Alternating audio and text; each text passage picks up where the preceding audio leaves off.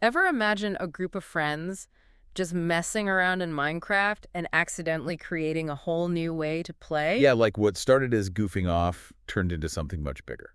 Exactly. That's Cumania in a nutshell. The OG nation-building server. It's like they write the rule book for online empires and wars and all the drama that comes with it. And we're diving deep into all of it today. You know we love a good deep dive, and this one is juicy. Oh yeah, big time. We're digging into a document that's simply titled Untitled Document. Yes, you're right. Well, the name might not be much, but it's basically the entire history of Cumania. All the juicy details. Look at it like a TV show with 3 seasons, each one a chapter in this wild saga. And trust me, each season has enough twists and turns to give you whiplash. Oh, for sure. So season 1 starts out pretty standard.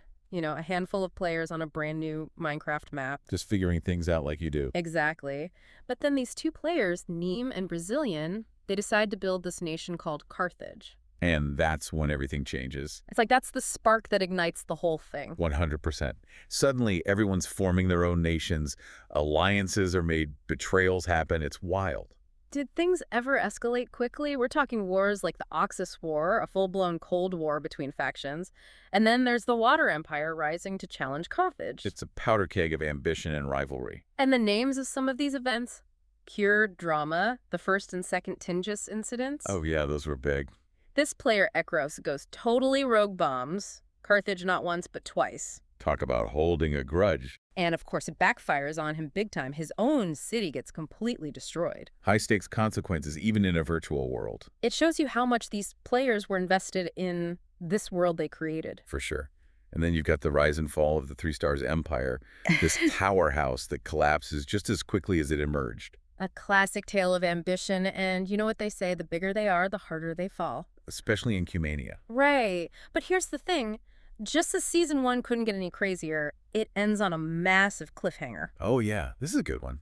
Danier, the server's creator, he decides to hit the reset button. Wipes the map clean. A brand new start, a blank slate. Can you imagine logging in and seeing that? Talk about a shock to the system. Everyone's worlds just got blown up. Talk about a plot twist, right? No kidding. Season 2 starts, and it's this weird mix of excitement and uncertainty. A whole new world to explore, new alliances to forge. Like stepping into the unknown. Exactly. But the thing about Cumania is, even with a clean slate, the past has a way of catching up. Oh yeah, especially for Carthage. They'd come back in season 2 like they never left. More like they hit the ground running, expanding their influence, establishing new colonies. It's almost like they had a 5-year plan or something. They were definitely a force to be reckoned with. Right. But remember Ekros. The guy who blew everything up in season 1. Hard to forget that guy. He returns, but this time he's going by London and founds a new city, Brighton. Like a bad penny, he always turns up. But Carthage wasn't buying it for a second. As soon as they suspect it's Ekros, things get real tense. Oh yeah, there were standoffs, fortifications, the whole 9 yards. It's like they say history has a way of repeating itself. Especially in Cumania. And in the midst of all this, you've got Americana stepping up in a big way. He teams up with Danier, the server creator, and they basically reshape the entire landscape. Talk about ambitious comshed. These guys were playing SimCity within Cumania. Massive building projects, reimagined terrain. It's mind-blowing when you think about it. And you've got these smaller nations trying to find their footing amidst all the chaos. Right. Like Danier tries to establish Scotland, but it's a constant struggle. Then there's Temeria facing its own set of challenges. It's like a microcosm of history playing out in this virtual world. You've got the big empires and the smaller nations all vying for power and survival. Exactly. And it makes you wonder about all the stories we don't get to hear about. Like Season 2.5, The Lost Era. A server glitch wiped out a chunk of that season, so all we have are rumors and legends. Like a missing chapter in a history book. It makes you realize, even in our digital age, data can be fragile, adds a whole other layer of mystery to Cumania's story. But even with a lost season, Cumania finds a way to come back right.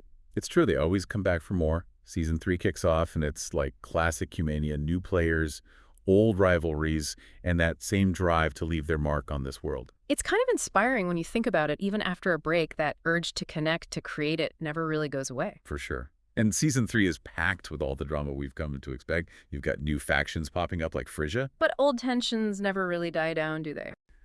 Not in Cumania. The conflict between Americana and Frisia. Been brewing for a while, and it finally boils over with the sack of Novigrad. Talk about a powder keg. It's amazing how even something as simple as building a bridge in Cumania can become this huge point of contention. Oh, yeah, it shows you how even the smallest disagreements can escalate. Reminds me of real-world politics, actually. Exactly, it's like a microcosm of everything. Right. And speaking of politics, buckle up because things get seriously complex in season 3. We're talking about the rise and fall of the triarchy of Allah, the Kovier War, the Great Northern War. Each one a tangled web of shifting alliances and broken promises. It's tough to keep track of who's fighting who and why. Seriously, trying to untangle the Tyre Coalition and the Kovier Pact gave me a headache. But that's part of the fun, right? Uh, All the political maneuvering? I guess so, although I'm glad I wasn't the one trying to navigate those alliances. Me too.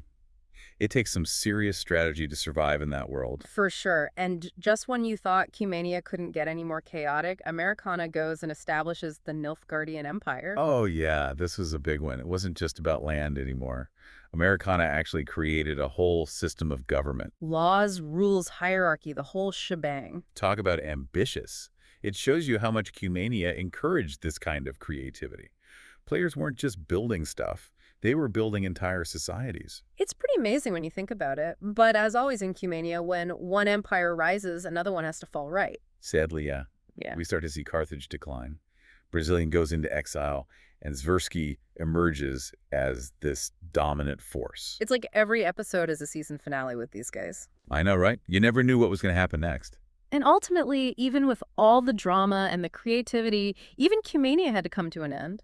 Yeah, the server shut down, and it was a bittersweet moment for everyone involved. Yeah, for sure.